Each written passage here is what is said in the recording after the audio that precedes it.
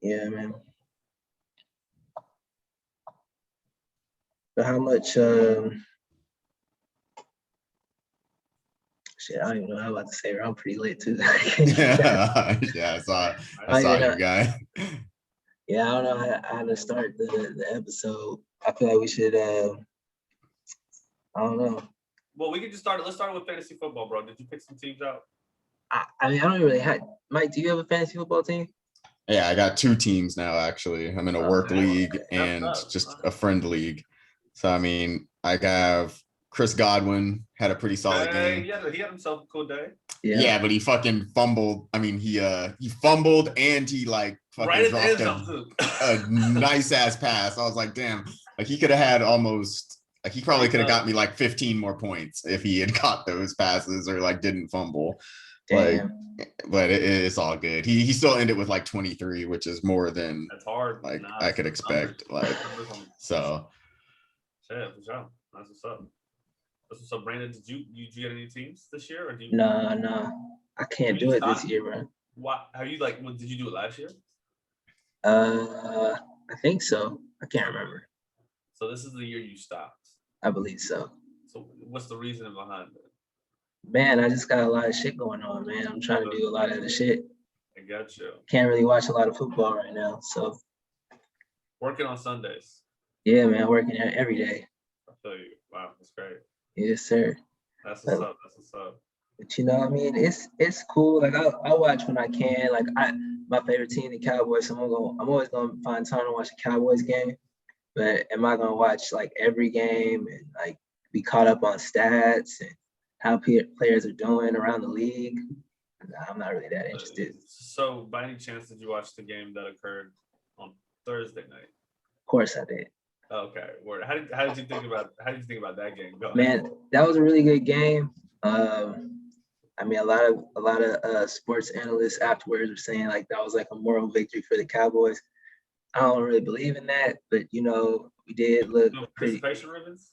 Nope, no participation ribbons. We definitely should have won the game, but I think our defense looks a lot better, and that's really what surprised me the most is that you know Tom Brady's a GOAT, but we were able to withstand that and get timely turnovers. We needed to. So, you know, it was a really good overall effort by the team. And I hope we can translate that into the rest of the season. That's what's up. That's what's up. Yeah. Yeah. Mike, do you have a football team? Or Solomon, you're a Niners fan, right? Niners fan, always. Yeah, man. How you feel about your team, bro? Bro, is it trade time? For who? Who are we trading? No, is it trade time? Is it time for trade? Oh, it's not trade time yet. No. But it's about to be trade time. Jimmy got the starting. Well, let's see how Jimmy does. I feel like he is more injury prone than he is bad. I think he is a very talented quarterback. He has a good pocket presence. He knows how to play the pocket really well. I just hope he can put a string of healthy games together. It's obviously in the plans to get Trey in there, maybe on a couple plays early in the season. Kind of like, you know how Patrick Mahomes came in and Alex Smith was having a great year? Mm-hmm. Like, if Jimmy does well, I actually think Jimmy might play out the season. And they're going to use that for trade bait and then start Trey Lance next year. But if Jimmy doesn't play well, you know what time it is, bro. They're going to try to Alex Smith, Jimmy Garoppolo? Yeah, that's what I just did. I got you. That's not a bad idea. Both quarterbacks went to the Super Bowl. That's not a bad idea. If you guys make it to the Super Bowl, you can definitely do that. Or make it to a conference game at least. You can definitely do that. Anything less, though, it's going to be tough. Yeah. Be a tough sell. Yeah, exactly. I get that. But what I'm saying is I'm very confident in my Niners this year. We got most of our guys back and healthy. The defense looks okay. It's not as stellar in the secondary as it was in years prior. But we got what we got, bro. I'm excited and I'm hyped, bro. Week 1 versus Detroit. Detroit don't got nobody in there. Yeah. I saw y'all got Josh Norman last minute out the grave. I was like, damn. Where's We'll this see, nigga? let's Where's see this how he dude fits at? in. Yeah, I think that's where we need to shore up defensively. But we'll see what happens week 1. I'm really excited to see them play. And I think it's gonna be a morning game because it's in Detroit. Did Sherman retire? Or y'all still got Sherman? I don't think we have Sherman. No. But I will check the lineup. I don't know if he left or he's just done playing. And Mike, you don't have a team, you said? You're not a Chargers fan? Nah. I'm not that big on football, but I just play the fantasy. I feel it. Well, let's get into the podcast. This is the Mostly Bullshit podcast. I'm Mike. I'm Brandon. And I'm Solomon. This is the weekly catch up between 3 former college roommates. We talk about sports, politics, news, music, et cetera, et cetera. We give our in-depth analysis on all the nuances, all the intricacies of everything that is life, but mostly we're just bullshitting. So let's start it always with Mike. Mike, what's your topic for today? Yeah, so I recently saw online that Facebook is partnering with Ray-Ban to release a pair of smart sunglasses. And they're going to be called, I think it's Ray-Ban Stories is the name of the product.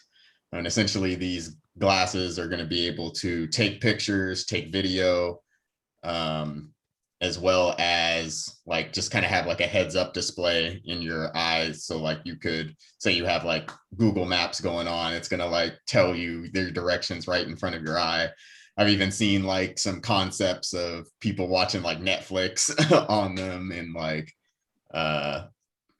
just like pretty much trying to bring your phone. The goal in an interview, Zuckerberg said that like the goal is to try to make those replace your phone.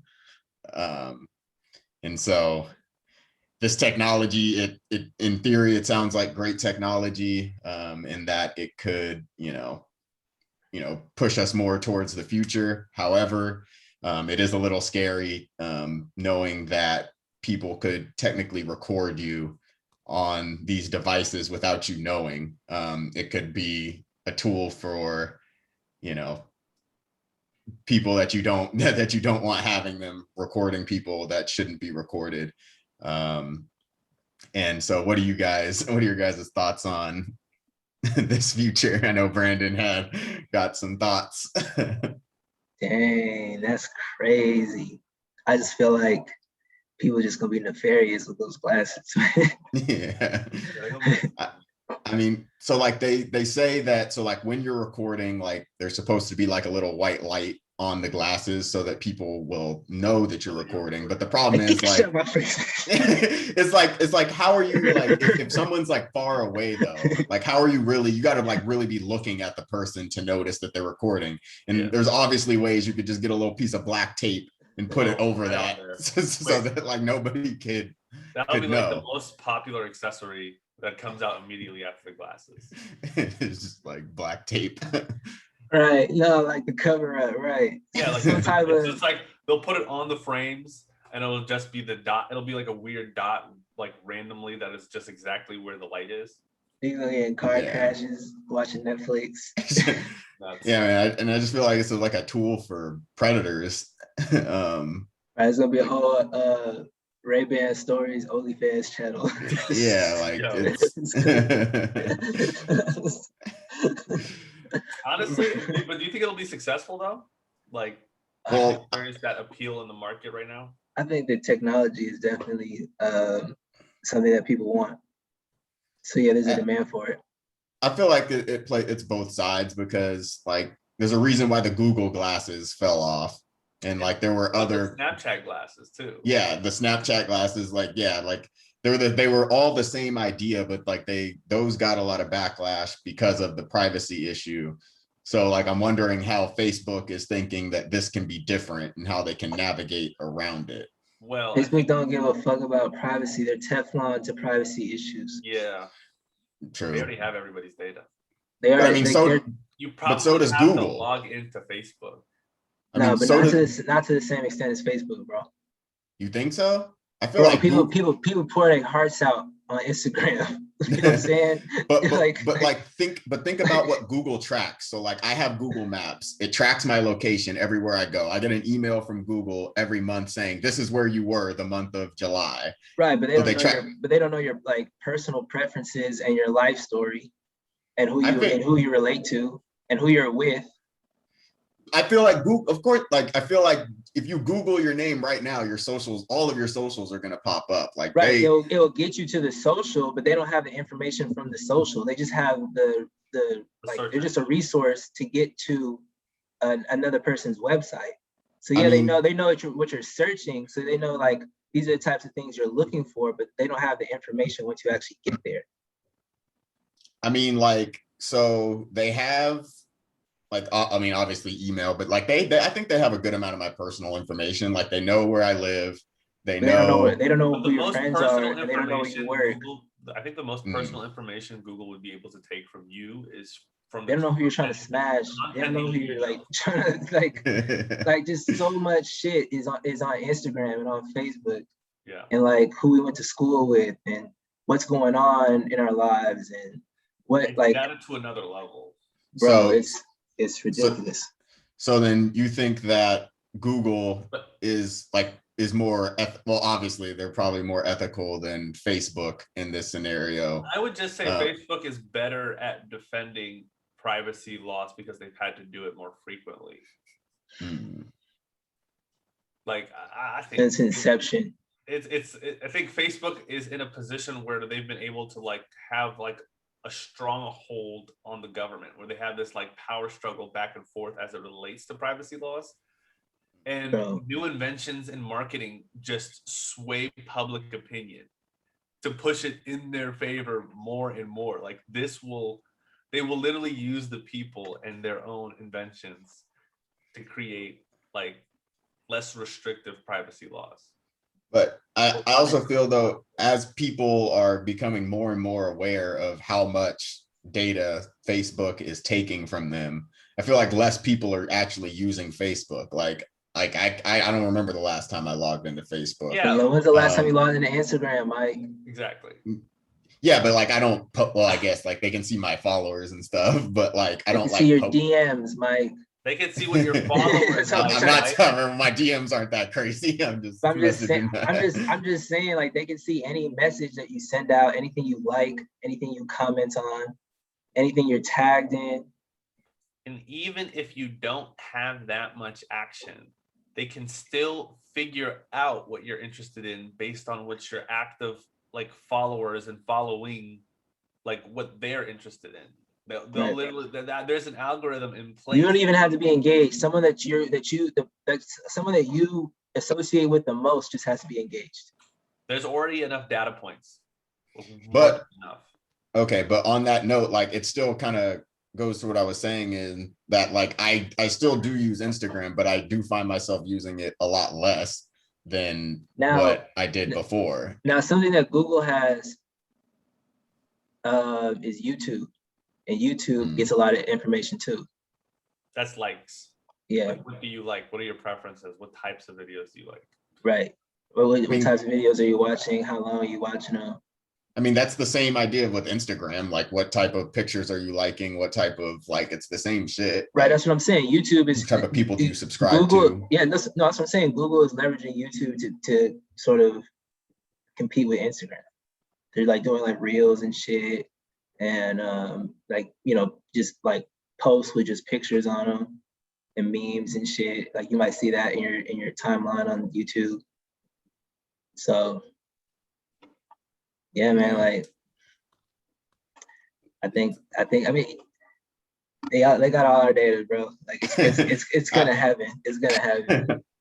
Yeah, you know? I mean, yeah, so like at some point, like, but I still do feel uncomfortable with the idea of like someone just being able to, and I guess like you can do it with your phone too. It's just with the phone, like it's a lot more obvious if you're being recorded. Yeah, but I feel like even like you know how people say don't bring phones into the like some parties and some clubs. Mm-hmm. Like you can't bring those glasses either. Yeah, those glasses are gonna be considered. They're not allowed. There's those like, and imagine if they're like prescription glasses. I mean, I'll go down. You're blind. Like people can flip them as prescription. I'm pretty sure they'll be able to. There's gonna be a prescription and a screen in there. That's crazy. I think they'll be able to. That's crazy. Like it's just not that hard.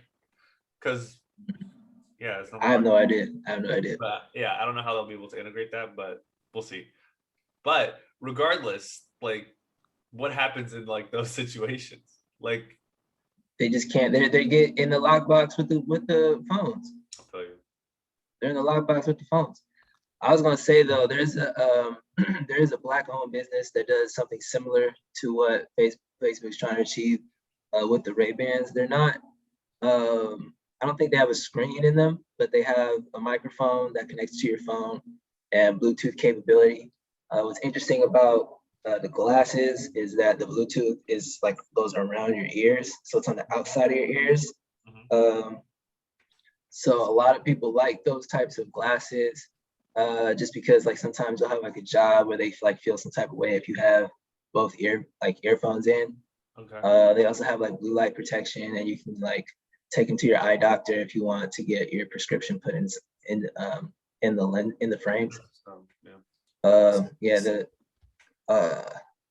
It's called Inspire, NSPRE. It's a Black-owned business from Alabama, I think, and they make Bluetooth glasses. And maybe once this technology is figured out in China, they might get a plug on integrating their own. Integrating their own screen, in the lens. And then in terms of the screen, I don't think it's necessarily a screen. Like, have you seen those cars where like it's like a heads-up display where like you can see like through your windshield? There's like a you can see like how fast. Is it like a light maybe coming from? Yeah, here I'm gonna send y'all a video right now, kind of how it would look. Okay. So that makes more sense if it's like a light display. Yeah. So like I think so what I just sent you, it was kind of like, so you could still kind of see through it, like it's kind of transparent, but you can like you'll see in the video I sent. But I think that's kind of like the concept of how like the screen would look in front of your eyes. Yeah, it'll probably be low quality at first. Yeah. Oh, shit. Okay. Yeah, I mean it's pretty it's dope. It's dope technology. It's just the but like you guys said, any Facebook can navigate around those privacy laws, then like you sent it to the group chat? Did I? Yeah, I sent it to your Instagram. Group chat. Oh, Instagram. That's really cool, bro. What I see it from this now is like, I don't know. I can see like, you know how they have like, Mike, don't DM on Instagram. Oh shit. Oh, they got me. You got him, bro. You know how they have silent discos? Oh, so he likes the glasses. I see. Like, bro, what do you have, like, dog, that's a visual experience. You can do something crazy with that. Yeah, it's like essentially it's like VR, but like not like you don't have the whole fucking thing on your head, but like VR party, yeah. It's like casual Oculus. Yeah, or like augmented reality, Oculus. Like like imagine playing like Pokemon Go with those glasses. Like that should be red as fuck. No. And do you think this is gonna compete with Oculus now? Because it's like, do you think it's like in the same lane? But I mean Oculus is also Facebook, so like I don't think they would. It doesn't. But do you think they made it as a result of Oculus? Because like Oculus is might be too clunky. I know, but they'll probably outdoors. They might be able to leverage the technology because it's all in-house. Yeah, I think so. Like Oculus is virtual reality, and then these will be like augmented reality. For sure. So like you see things on top of what you're actually seeing, rather than you're immersed in a completely different world. Cool. That part. So. Cool. Well, we'll see, man. We'll see. And is there a release date on that? I didn't look too much into like release date, but I mean it's in the works. Like people are talking about it, so it's probably coming out maybe sometime next year or soon. Let's see. I mean, yeah, man, that's gonna be lit. That's gonna be ridiculous. I'm sure a lot of people are gonna have them, but it's gonna be weird, like going out. It's just seeing that little white light when people just lit. If I see them, no, don't worry. Show my face, bro. if I see them glasses out, I'm gonna just stiffen up immediately. If I had Heisman, bro, I'm on camera. I'm on CCTV, bro. right. Yeah, I mean, they just announced really this like 2 days ago. Bro, because it's going back to the Facebook server. Bro, they're gonna literally have their own, you know how they have like, what's it called? That, I don't know what movie it was, where they're able to like stop crimes before they happen because of like cameras. Eagle Eye? Is it Eagle Eye? Or some shit like that. I don't know. But basically, Facebook is about to have that set up. Facebook's about to have their own police, bro. Bro, crazy. It's going. Corporations are about to take over.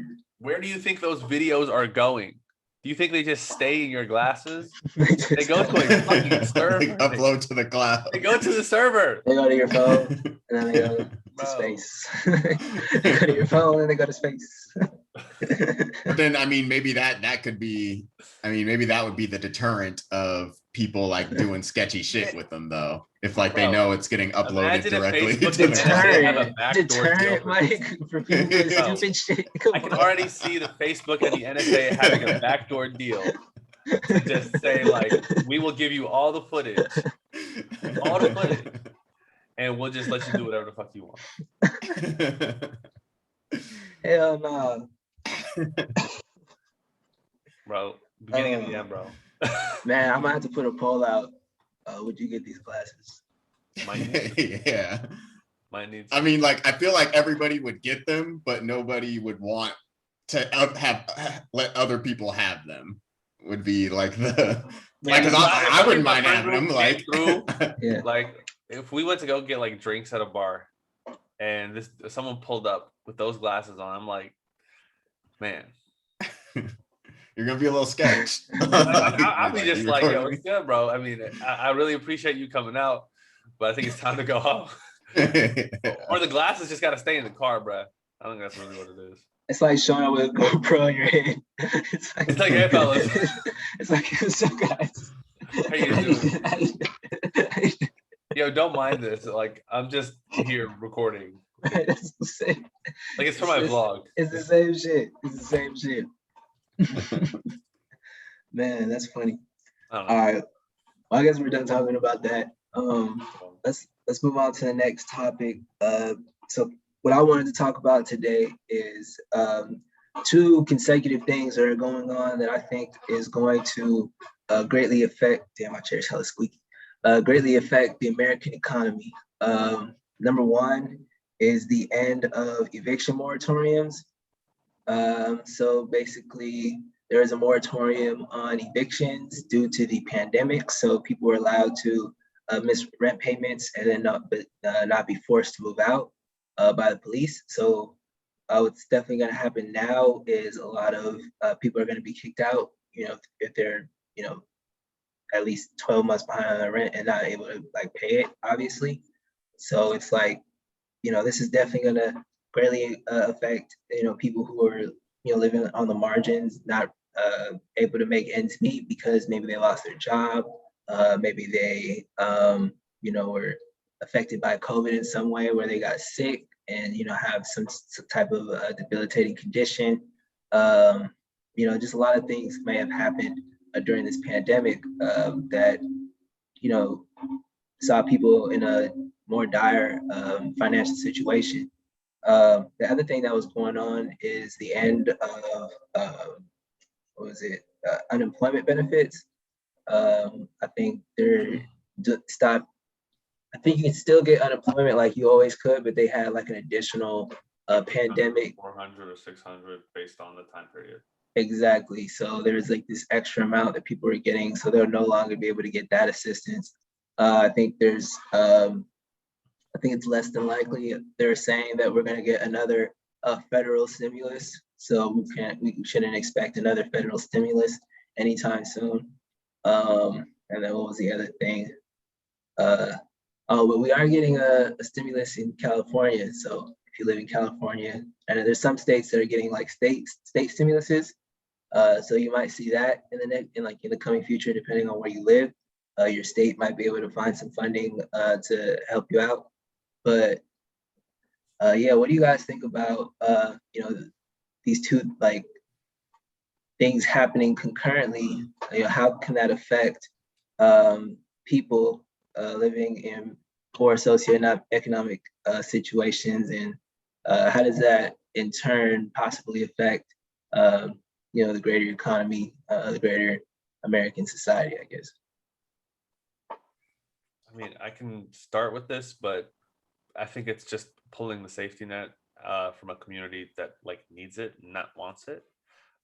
It's going to be, I guess, pretty devastating to certain communities, especially those who did lose their jobs during the pandemic, are struggling to find ways to pay rent. And like having a roof over your head is so significant in terms of basic security and safety. And when that kind of gets removed from the equation, a lot of other things start falling apart. Like worrying about basic necessities and needs. And so it's going to be hard on a lot of people. I think there's like this consensus that like COVID, like with the vaccination, COVID is starting to get better. A majority of Americans are vaccinated. But there are still communities that are still attempting to recover because they can't just bounce back as quickly as like communities that are, I guess, better off. So I think it's actually going to be devastating. And in addition to that, like with the unemployment benefits being like stopped, it's probably the same reasoning with the eviction moratorium ending. I think if the people think that it's the end of COVID, we still have 1,500 deaths a day. And that's pretty high numbers for a country that's mostly vaccinated. So I think there should be reconsideration. I'm glad that some people on the state level are recognizing that there is that need, but it is going to be scary for a lot of states where governors believe that it's up to the citizens themselves to pick themselves up. Yeah, what's worse about it, in my opinion, is that it's not like I don't think there's going to be an uptick in jobs anytime soon. I think if anything, there'll be less jobs moving forward. I would say there's going to be just the recovery of the jobs lost maybe opening back up, because there's still places that are opened at like not full capacity due to COVID. And so I think there are jobs that come back with that, or just more shifts. And I think there are jobs available, but these jobs are in the service industry. Yeah, and typically, like, I think what people realize during COVID is that they don't want to fucking work in the service industry anymore because people are shitty, and it sucks to have to play the customer's always right, even when the customer's dead ass wrong. Like, and so like, because literally every restaurant I go to, they got a help wanted sign on it, like anywhere I go.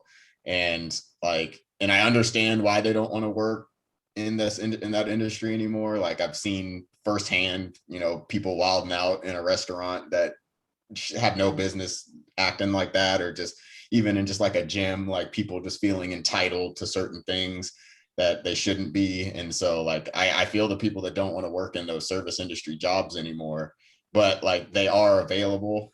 And so like it's gonna be like kind of like a tough balance of for those people to find a different industry to work in that can help them sustain their livelihood.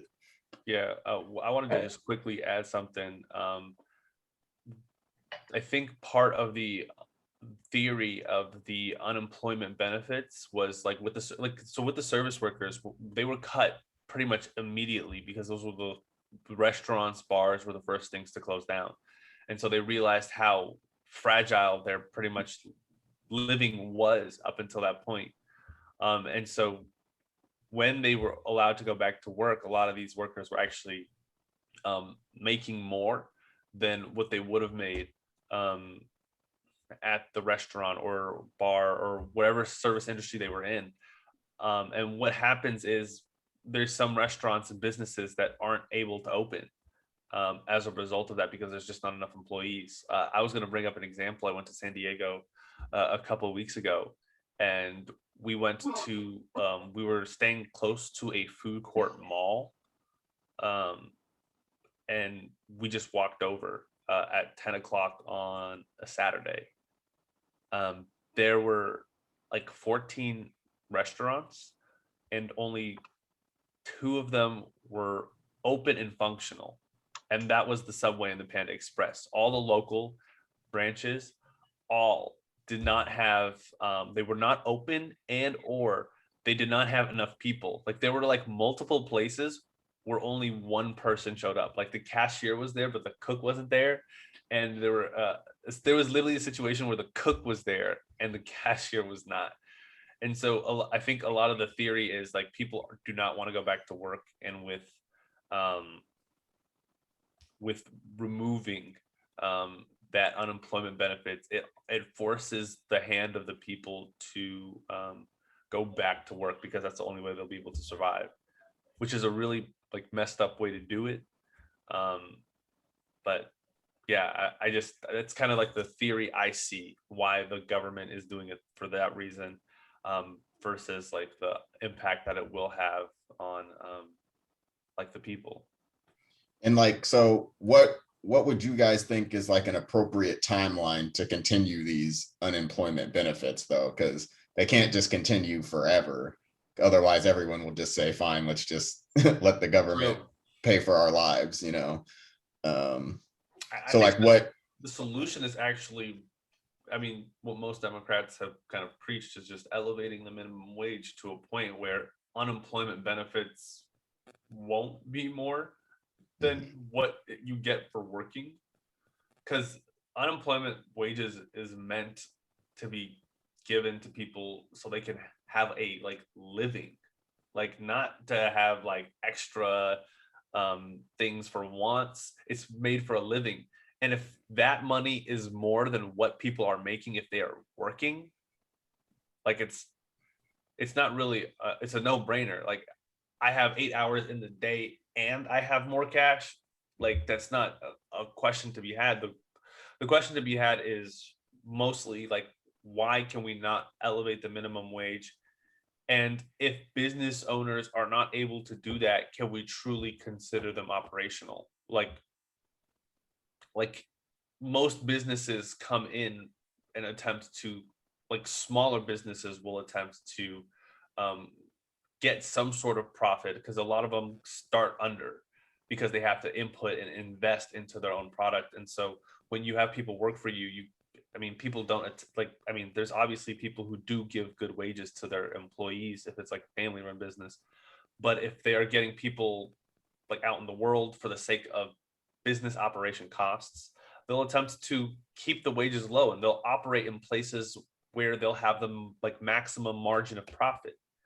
And so if that is removed, maybe people will start having, I guess, more solid baseline business models, so they're able to pay their employees and make a profit. I think that's kind of just what has to happen. But there's like a back and forth, because the bigger you get, the more power you have over your employees. You kind of see that with Amazon kind of leading the way, actually, in like demolishing like labor unions anywhere found, to maintain those low pay rates, like for where they live. I feel it. Yeah, I think it would be fair for like maybe the minimum wage to like be adjusted according to company size. So like if you're like a small business, like just a mom and pop shop, like it would be difficult for you to pay like one of your store clerks, like, I don't know, whatever the minimum we want the minimum wage raised to, versus like an Amazon, the biggest company in the world, that can afford to pay their employees a lot more money. Yes. So it's just like have like tiers of like company levels that pay certain amount of a minimum wage. Yeah, the only thing is, in capitalism, the more employees you have, it equates to more money and essentially more influence. And so they have influence, way more influence than the mom and pop shop to dictate wages. Yeah. So that's where it just kind of like it's like between a rock and a hard place. Like it's a hard solution to resolve. Like it really would take some creativity to like, or politicians that are really on our side and just enough of them. Exactly. I think the number one thing is the cost of medication has to go down. True. And the cost of food has to go down. Yeah, but how can you do that? Like, how do you do that in this era? Because all that it is the rise of those costs just factor in directly to the margin of profits for companies. Like it would just, companies are not incentivized to do things like that. Right. I mean, I understand it's because there's just a cost just to operate the company. Yeah. So I mean, like it's just shit. The rent's too damn high, just on everything, Yeah. So yeah, I mean, hopefully, we do figure something out. I know a lot of people are thinking about like UBI and shit like that, but that's kind of a slippery slope, I guess. It's kind of like, like you don't know how inflation will affect economy with UBI, so things like that. So I guess we can move on to our next topic, still staying on the little political train. Yeah. What do you got to talk about, Solomon? Yeah, so this is going to concern more of our local followers because I know we're worldwide with it. No, we for sure are. We got fans in, I know we got fans in Austria. Austria. Shout out Austria. Shout out Ali, man. But what's up, man? How you doing? Oh, Ali, yeah. Shout out Ali. I seen a like a poster too, so I gotta say we worldwide with it. But this is for our local followers. You know what I'm saying? Our California based. We are upcoming on our recall election in a couple days. Actually, I think is it the 14th or the 15th? Yeah. And so we'll be voting to see if Gavin Newsom will stay in place as the governor of California. This was brought about because 1 million signatures were reached. I think that's what's required to establish a recall election. Or is that not the case, Mike? No, I'm just saying that's wild to me that's all that's required to like.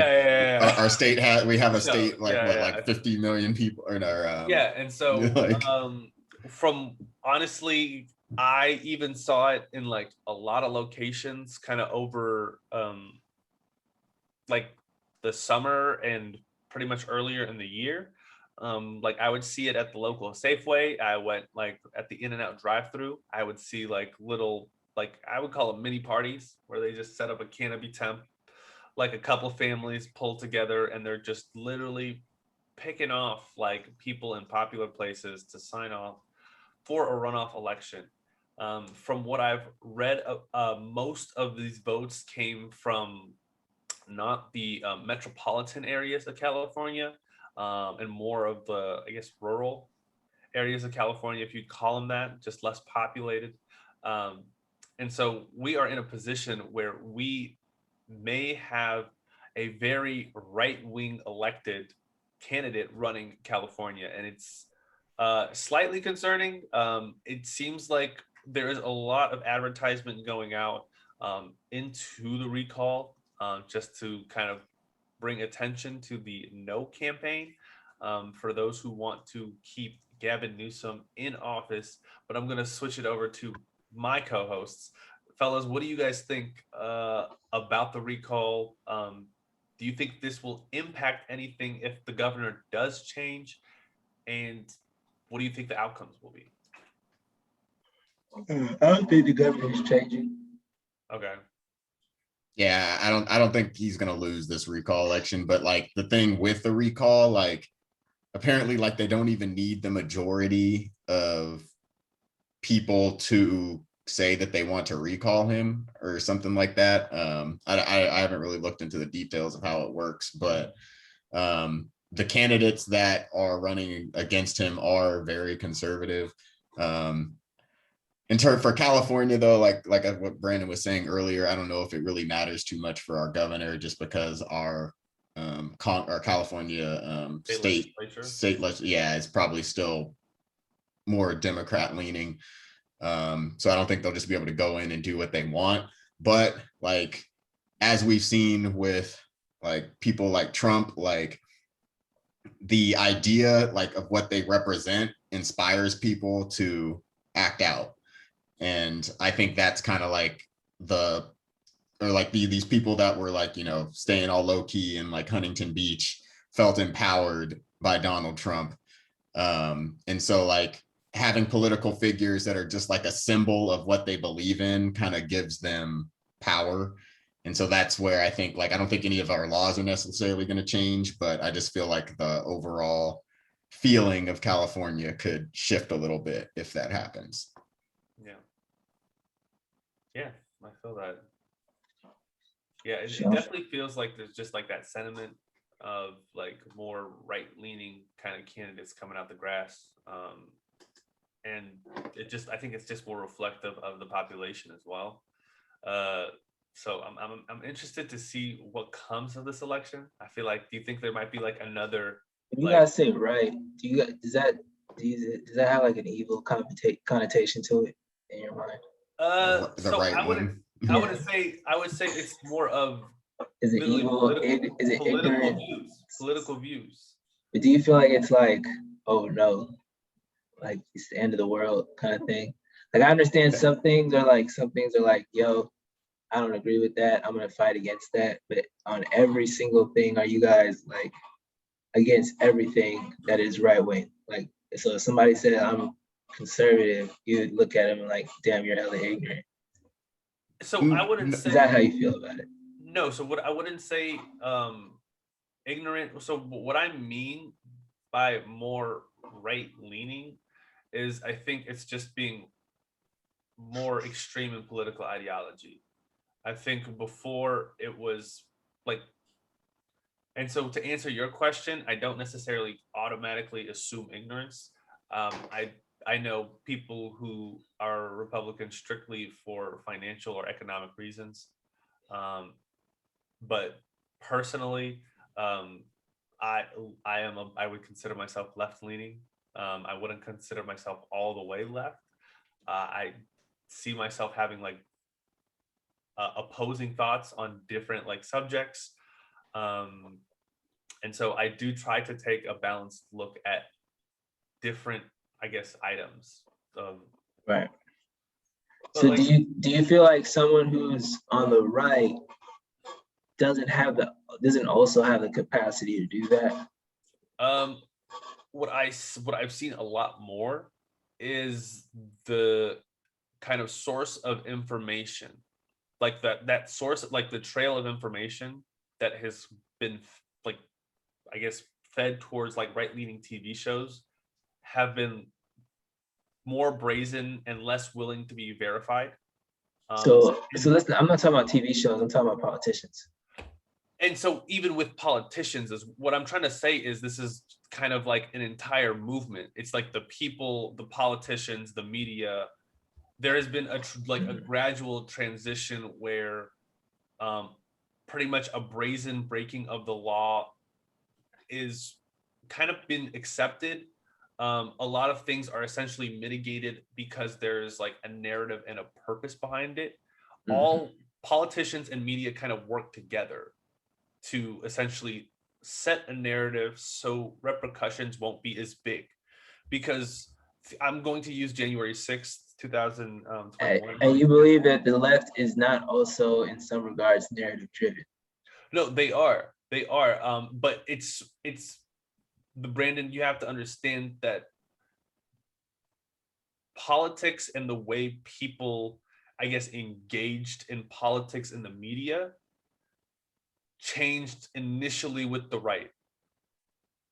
And it's something where you can't actually respond by saying that's not actually true. Here is the facts about this situation. Like that's initially how it was combated. Don't you feel that people in their mind watching these shows feel the same way about things that are presented by, at least in terms of opinions on topics? So a lot of what news is now is just opinions on topics. Yeah, and if you've looked at like what I'm saying, if it's just an opinion on the topic, and we can't really. And all it is opinion framed as fact, which in actuality is misinformation. Yeah, because that's what I'm trying to get at, and that is what has been damaging.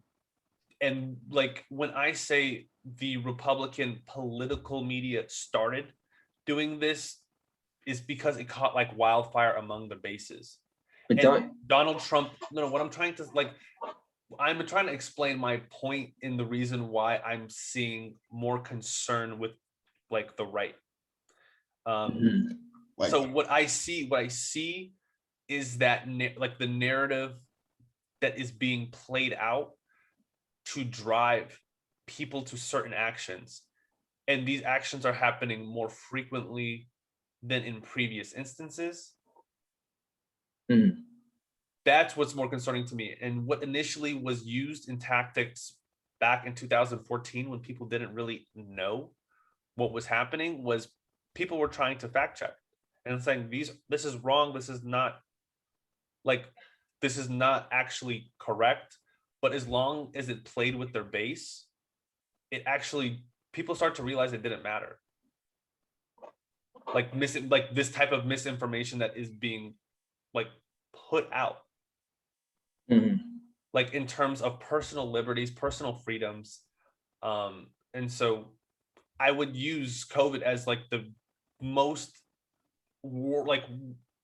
broad reaching example of like the source of the vaccine, why we shouldn't stay inside. Like, what about the source of the virus? Like, you'll have a lot of left-leaning people who don't even talk about the source of the virus. Yeah, but what I like, the thing is, when in terms of like impact to the people as it relates to like American deaths, one conversation is actually more important to have immediately than another. Okay, I mean, I think that's an opinion. Yeah, sure. Yeah, that's an opinion, right? But that's not like anything that's rooted in 100% fact. You know what I'm saying? Like there might be another priority potentially that we're not even considering. What I'm saying, yeah. I'm just saying what, like, I think bottom line, people are put into these boxes, and so that's what's causing all of this. The fact that we're not even able to relate to one another because we're seeing these people as being misinformed. We can't even have a civil conversation with them because they're in this box. We're making these prejudgments. I mean, and yeah, I mean, I agree that's the issue, but like, what can you do with someone who is misinformed, but they're convinced that they're 100% right? So like, how can you negotiate and relate with those people is what I'm saying. I'm just saying there needs to be a platform, and we have these platforms on the internet. We need to sort of cultivate them where we can have civil discourse between opposing ideas.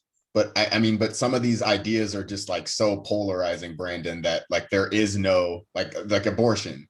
Like I'm pretty, that's something that's split right down the middle, left and right. Like what?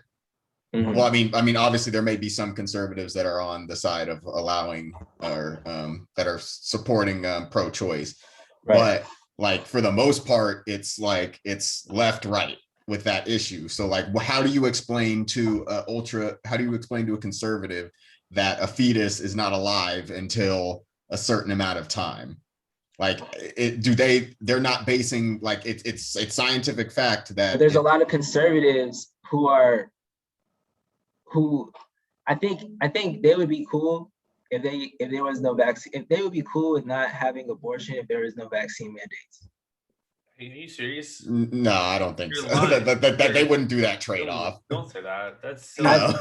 That's not because I think it's becoming a thing now because there's vaccine mandates. Like I think that this is the response to them having this is the response to vaccine mandates. It's like, oh, we don't have a choice to my have body, my choice. Right. They're like, oh, so we don't have a choice on getting vaccinated. Well, you don't have a choice on this. Yeah, you don't have a choice on this. Then that's them flexing. That's what it looks like to me. That's like them flexing their power. They're like, you know what? We have power over this little section of the country, and this is how we're gonna show that we don't really agree with what you're doing in Washington. But shit like that is what creates more civil discourse, is that like, oh, you're doing this in retaliation instead of trying to understand where the other side is coming from. Like that's where like, so like if you go on any, because there was no like lengthy legal process to even decide whether or not there should be mandates on a vaccine. Because there was scientific evidence that proved that this was going to kill people faster than anybody could have predicted. Yeah, it's just like, I mean, obviously it's a tough decision by politicians to make, to like do this mandate. I'm just saying, just look at what goes on in other countries. That's all I have to say about that. Are you talking about like first world countries? First world, second world, third world. I'm just saying there's example in those countries. There's countries that don't have high mortality rates, that don't necessarily have a high population that's vaccinated.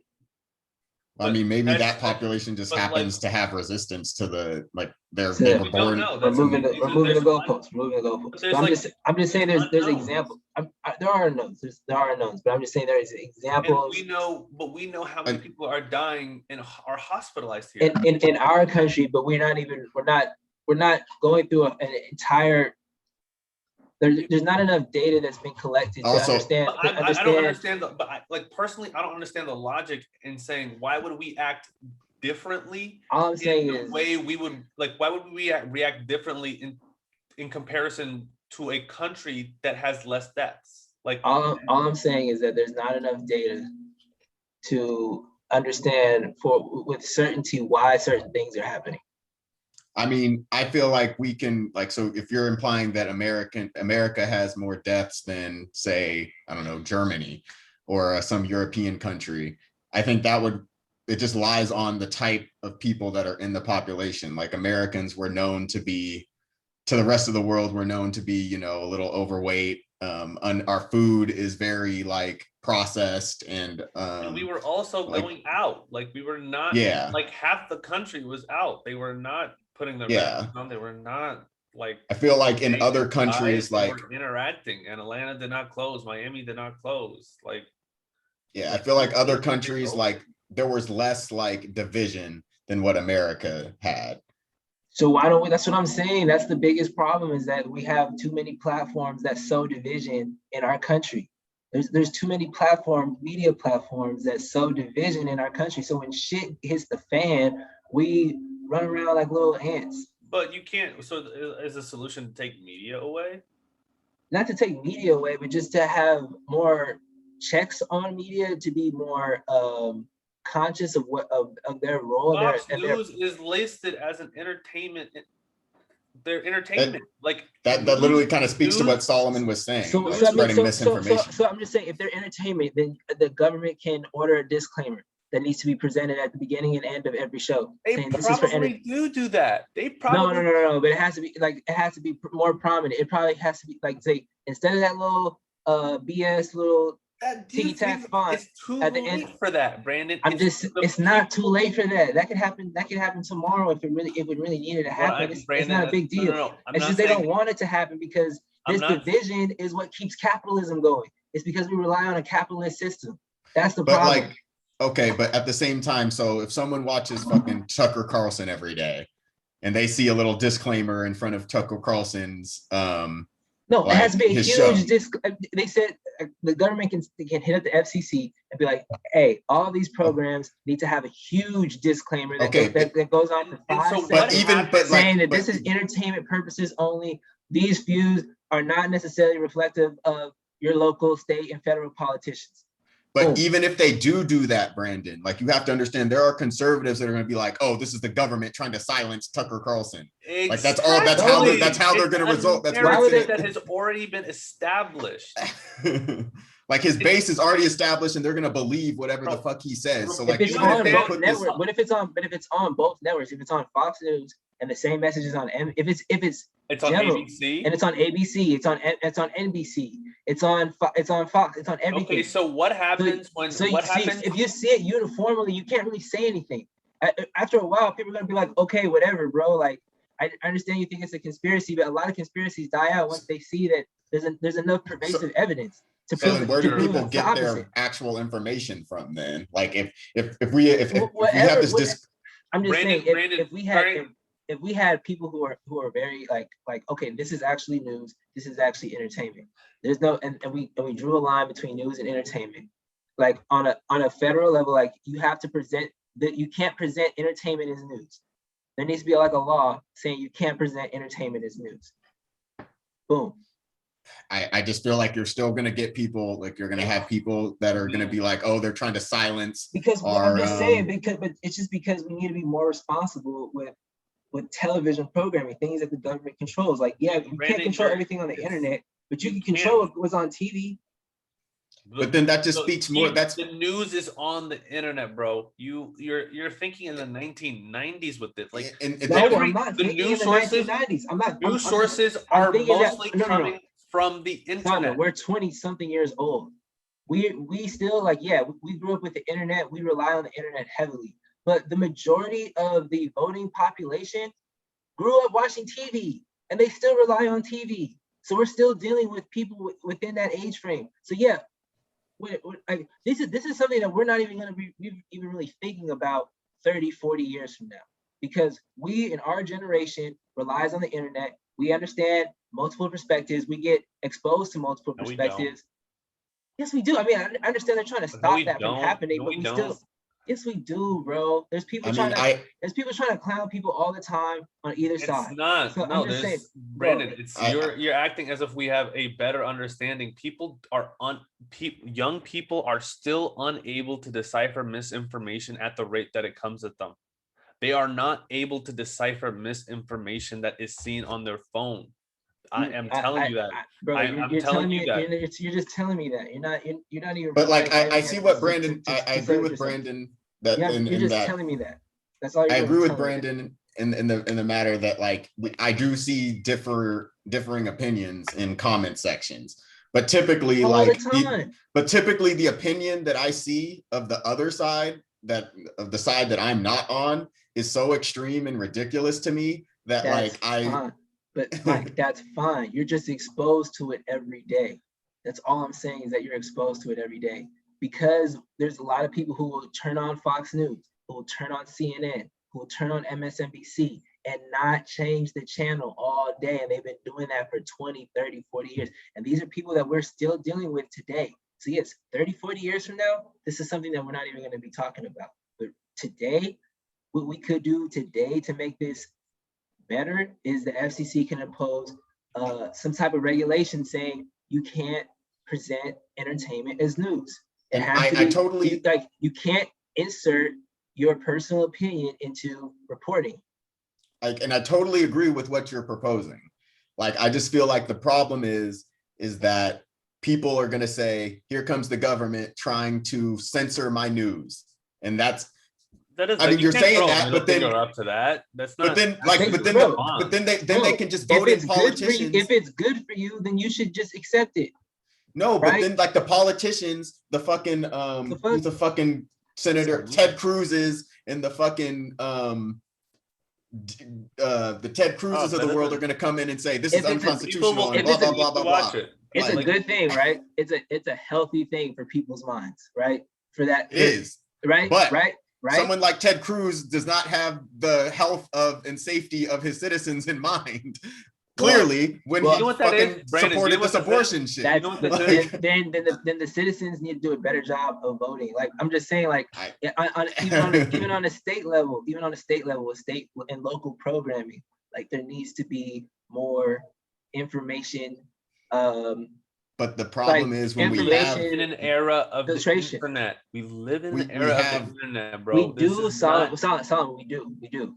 I totally understand that we do, but the majority of people that are making these decisions that we're so outraged with aren't on the internet like we are. Okay. I understand that, but like at the same time, like the politicians, like I know you didn't like the whole right wing, left wing, but the right wing politicians and even left wing politicians are going to want to keep control of their bases.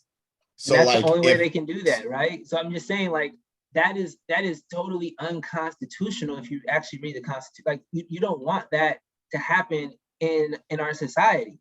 Like, we want people to be able to have information and not opinions. And I'm just saying, there's other countries. I'm just saying, you can look at other countries. There's other countries you can be like, oh, I don't like that other country, but when shit hits the fan, like I'm saying, they're more organized because their government is more direct on how information gets disseminated throughout public channels. I understand there's privacy to the internet, but through a public channel like television, you need to be responsible with that. I get what you're Is saying. television public? Yes. So CNN is a public conglomerate. ABC is public. NBC is public. No. The media conglomerates are private. So ABC They're is private. right. The FCC is a government entity. Right. Who has more influence? With the lobbyists, with like your work. I mean, are you talking about a world that we live in today, or are you talking about corruption? Like, I'm just no, Brandon. Brandon. I'm talking about lobbyism. I'm literally talking about influence, the way you're legally able to yield influence in America. I'm asking you, bribery. Are you talking about it's legal bribery though? It is legal. That's the definition of lobbying. Like, yes. So, but Brandon, what I'm asking really quickly, are you talking about? So are you okay with it? Brandon, I'm not. No. But I'm just saying what you're proposing is a very tall task. No, I don't want to accept it. These are like not billions of dollars. This is like a $1 trillion industry. All we can do is promote these ideas. Yeah, no, I like Brandon. Realize that sometimes you may have an opportunity to make change. I understand everything you're saying, Solomon, but to me, it's irrelevant because it's status quo shit. What is status quo? But well, you bring up capitalism all the time to refute things like this is not the way. I'm just saying, how do we fix these problems? And there's solutions to these problems. It's an overarching problem of capitalism. It's the overarching problem of capitalism that will always prevent change from happening, like true and meaningful change. So if we want to talk about a situation where we can work within capitalism, we can have a discussion. But you're talking about the ideals of America to be changed from capitalism to something else, where government will have influence over private companies and not the other way around. Influence over, like the government will have the ability to hold private companies to what they say. There is some mandates that they put on programming for sure. On what? There are government mandates on programming, so they can't. Yeah, like rating, like you can't put out whatever. So all I'm saying is that can just be another mandate. And like I like Brandon, I'm not disagreeing with you. I agree with what you're saying of what needs to happen to control our media, to actually get real information out there. But just say it's entertainment, and just be more direct about it. That's all you have to do. It's not even that crazy. Then what is the real news? Because then it gets to a point where is NPR going to be considered real news, Brandon? Because then it's going to be like, oh, the government is controlling our news, and that is very like Nazi Germany-ish of the government putting out what it wants to put out. Like there has to be some kind of balance. Like theoretically, NPR. So if somebody puts out something, right? and there's like a rating, there's like a TV rating on it, and then it doesn't meet the standards of the TV rating, what happens? Like say it's like they pull the show. So I'm just saying, so they're reviewing everything that gets put out. So all I'm saying is just review it, just review the information, and just be like, is this an opinion or not? But it's like, yeah, but like that's the thing though. It's just like there's a thin line of how much do you trust the government to say that this is the absolute truth? And yeah, like theoretically, are these fact checkers employees of the company, or are they employees of the government? But I'm just saying, like, news is just like reporting on events. So it's like, are you saying that we're just going to be like, okay, so you're saying that people are going to be lying about what happened? Like the government is going to lie about what happened? Like this literally what's happening right now on entertainment TV. That's what's happening. So like currently happening. Like people what do you lie think, about like, events? In Nazi Germany, don't you think like the government was probably lying to their people about like what was going on in the world, and that's how he was able to give me an example of an event that happened that January 6, 2021. Okay, you're saying that Fox News saying that didn't even happen. That's what you're saying. No. Did I say that? So I'm just saying. So I said they lied. What are they? Tell you how they? Yeah, so they okay. said, What did they lie about? Yeah. So what they attempted to do is they tried to dissociate the Trump rally at Washington D.C. They initially. So they made a mistake. No, not a mistake. This was a coordinated effort. Every single news host and news analyst on Fox News elected to. You're saying they eventually went back on this statement, is what you're saying? No, they didn't. No, they didn't. They stuck to it. Okay. The only reason why people had a better view is because of differing news stations and documentaries that came out that showed people literally walking from that rally directly to the State House. They showed the words of like Rudy Giuliani, Donald Trump Jr., like what words were said right before. Like it's all recorded, everything's on TV, but that was not brought up. What was also not brought up was, I guess, the severity of it. So you're saying that you're saying that there is severity as an opinion, right?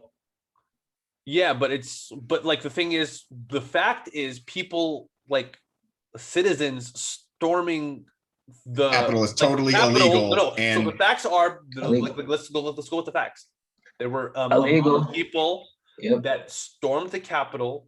They had the intention to perform harm to members of Congress based on recorded chants as they were walking to, like, this is recorded. You're saying Fox News didn't report those three things? They did, I'm saying that they reported the January 6th riots. They pose it in a narrative, in a lens that is less damaging to the Republic of, or like the. But you're saying that they did it. You're saying that they're saying that you're saying that Fox News said that Trump supporters didn't go to the Capitol to impose harm on policymakers. Yeah, you're saying that.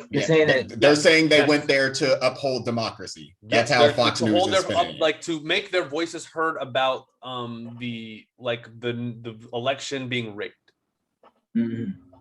which was totally false. Which was like totally false about the election being rigged. But they supported the idea that it was. It was a narrative that was also pushed by the media. Like it's a back and forth. We're going from rally. They need to have a constant stream of this rhetoric, because they can't just wait for Donald Trump rallies. That's not going to be enough. We live in an era where information can be continuous and flowing, new information. And so there was like 4 deaths, right, at that rally. Weren't they all accidental deaths? One of them was a Capitol police officer shooting a woman because she was attempting to enter the chamber where Congress was. Right. He verbally told her, "Stop, don't go." She didn't listen, so he shot her and killed her. Another one was it was like with a canister, though, right? It was like with a smoke canister or something. Oh, I'm not sure how she was shot. Yeah, I'm pretty sure he shot her. Okay. No, shot. Then, so I know some Capitol. An officer was pretty much beaten by a crowd, like someone, they mobbed him, and basically I don't think they were able to tend to his injuries. There was, I think, like they were able to identify, like, I thought a woman got trampled too. Yeah, a woman did get trampled, I believe, as well. But I gotta look it up, because we're talking reckless right now about people. But where are you gonna look that up though? Because like what news Capitol source? riot police officer was beaten to death. NPR, Mike. Okay. With So NPR, you trust NPR. NPR and PBS, yes. And PBS as just non-political. They just report on pure government funded. Okay. Also people funded as well. Huh? It's also people funded. Yeah. They do take voluntary money, and you can, if you were someone on the right, you would use the rhetoric that most of their donors are left leaning. Yeah, I mean, I get the distrust in the government. I totally do, but they have to put, like, I think it might be better to trust the government than these private corporations. I think so. Yeah, I think so. Yeah, for sure. The thing, yeah, because I do agree with that, because with the government, at least they are elected officials, even if they aren't the ones that we wanted. They put aside, they're so much more like mature than the common everyday person, like when it comes to like actually getting shit done. I mean, is Ted Cruz really more mature than I'm just saying, they like, when it comes to really getting shit done, they'll pass the stimulus check. You know what I'm saying? They'll make sure shit happens for the good of the American people, like if it really needs to happen. Mm-hmm. So yeah, we definitely gotta, like, I understand the mistrust in the government for sure. But I definitely mistrust these private corporations a lot more. Yeah, because for them, we actually have an idea of what their intentions are, because they're, it's just getting the dollar. Right. It's a dollar. A dollar will motivate them if something gets more, like, and usually that just translates into, for media companies, that just translates directly into attention, views, clicks, engagement is what directly translates. And so it's, for us as citizens, we do have a responsibility to have an understanding, I guess. Yeah. To know that, like, most of this is meant for engagement, to be more involved with what you like read. So that's why there's inflammatory words, to capture like the imagination of a lot of the readers that are just kind of like scrolling in their boring lives. Right, but then we also have to do something about, in order for this to really take effect, we need to do something about lobbying. I think that's the overarching. Well, yeah, that's problem. That's where capitalism comes into. That's where it seeps into the government. That's it gets its most power. Yeah, it's where the corporations, which are just people, but not people because they're covered by their own business name, are able to use money to influence politicians, lawmakers, to create laws that would more than likely erode human protections. Right. For the most part, and I say human protections in the most general term, but businesses are usually attempting to lobby for a direct profit. Yeah, by any means. Bottom line. Most of the time, it comes at the expense of humans. Right. Whether it's labor, whether it's like allowed like materials in pollution. Products. Yeah, exactly. Whether it's like a chemical plant built in a neighborhood that you're about to tank. It's like it's shit like that. It can come in a variety of ways, but we know end of day there is the dollar that is the most highest influence, so returning to the investors. Right, pollution, health concerns, advertising, things like just a whole bunch of stuff. Yeah, for sure. So yeah, I mean, it's a crazy world we live in, you know what I'm saying? But we gotta, my whole, not to like really like yell at y'all, like I like really argue like too tough, because I do respect you guys' opinions. That's why we're having this, these conversations, so we can at least understand that we have different opinions. But be able to just talk about them and just show how we can talk about these sort of things in a civil manner. But I always think we need to just at least speak up, just for what we think is right, what we believe in. That's the least that we can do. That costs $0. You know what I mean? So like if we can at least do that, I don't think that hurts anybody in the long run. It just, just get your thoughts together, do your research, and speak your mind.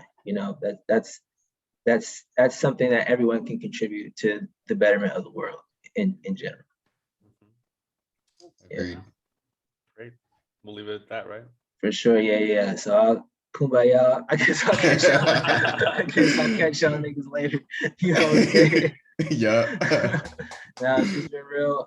I'm gonna try to get my homie on here either next Definitely week. Need a guest. Yeah. We need some guests. Let me know if you guys have any guests. I'm gonna try to get my homie on here pretty soon. He has a stock trading Discord that's been going up. They've been winning some crazy. So, I just definitely want to promote him and what he's doing, and try to, just get some people financially educated, because that's number one important thing for any growing adult, is to understand how to manage their money. So let's try to get that set up, and then if you guys have any guests, please let me know. And we'll probably catch y'all then next week. Oh shit. Yes, sir. Yeah. All right, y'all. Peace. Have a good one. Peace, Bye. y'all.